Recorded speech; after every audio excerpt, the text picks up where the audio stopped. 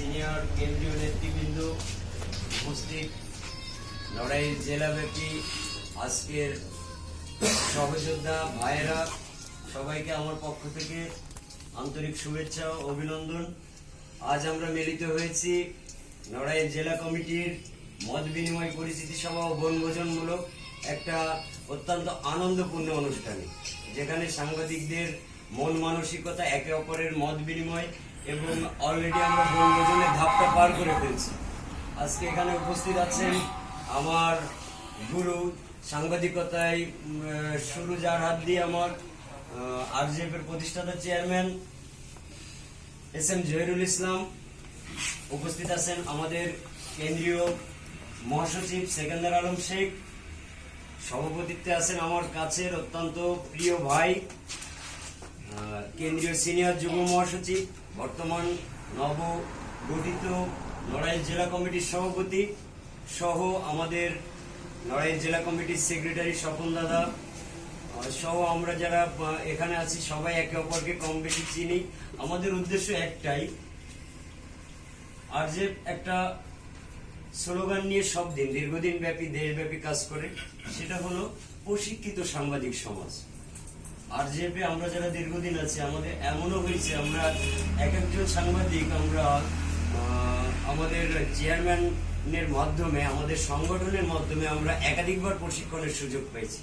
যে প্রশিক্ষণটা ভালো ভালো পর্যায়ে সাংবাদিকতা করেও মফস্বলে জেলা উপজেলার থেকেও এই সুযোগটা পাইনি, যেটার সুযোগ আমাদের করে দিয়েছেন আমাদের চেয়ারম্যান।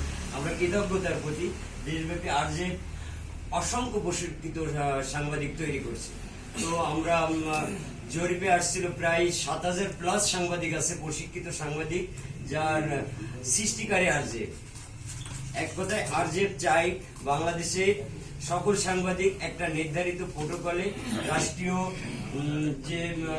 রাষ্ট্রীয় যে প্রশিক্ষণের ভিত্তি আছে। আমরা জানি বাংলাদেশের দুটো সেক্টর আছে জাতীয় পর্যায়ের প্রশিক্ষিত সাংবাদিক সমাজ তৈরি করার, একটা হলো বাংলাদেশ প্রেস কাউন্সিল এবং প্রেস ইনস্টিটিউট বাংলাদেশ। তো এখানকার দুটো সনদ একটা পর্যায়ে এসে আমরা লক্ষ্য করছি সাংবাদিকতা করা হয় কিন্তু আসলে প্রশিক্ষণের সুযোগ হয় না, মফস্বলে থেকে প্রশিক্ষণের সুযোগ হয় না। তো এই সুযোগটা আমরা পেতে পারি আরজেএফ এর মাধ্যমে অতি সহজে, যেটা আমরা একাধিকবার পেয়েছি। তো সব মিলিয়ে দেশব্যাপী আরজেএফ বৃহৎ একটা কার্যক্রম, বৃহৎ একটা সাংবাদিক সংগঠন। আজ পর্যন্ত যত আপনার সাংবাদিকদের জন্য, নির্যাতিত সাংবাদিকদের জন্য যত রকমের সাপোর্ট আমরা কেন্দ্রীয় পর্যায় থেকে আমরা অবরোহ পেয়েছি, এখনো পাচ্ছি। আর আশা রেখে আরজেএফ যতদিন বাংলাদেশে থাকবে ততদিন আমরা প্রশিক্ষিত সাংবাদিক সমাজ তৈরির কারিগর হিসাবে প্রতিষ্ঠানকে নিয়ন্ত্রিত করতে পারবো এবং দেশব্যাপী আমাদের শক্তিশালী ইউনিট বজায় থাকবে। আমাদের উদ্দেশ্য প্রত্যেক সাংবাদিকের পাশে দাঁড়ানো, প্রত্যেক সাংবাদিক যেন ক্ষতিগ্রস্ত না হয়। অবশ্যই আমাদের, বিশেষ করে আমরা নড়াইল জেলার যেন আমাদের এই কমিটির একটা সাংবাদিকও প্রশিক্ষণের বাইরে না থাকে, এই ব্যবস্থা আমাদের চেয়ারম্যানের প্রতি আমার ব্যক্তিগত পক্ষ থেকে আন্তরিকভাবে দাবি থাকলো, যেন নড়াইল জেলা কমিটির প্রত্যেকটি সদস্যই প্রশিক্ষিত সাংবাদিকের কাতারে দাঁড়াতে পারে। তো আমি আমার বক্তব্য আর দীর্ঘায়িত করলাম না। কেন্দ্রীয় নেতৃবৃন্দেরও রয়েছেন, ওনারা মূল্যবান বক্তব্য দেবেন। সবাইকে সাধুবাদ জানিয়ে আমি আমার মূল্যবান বক্তব্য এখানে শেষ করছি।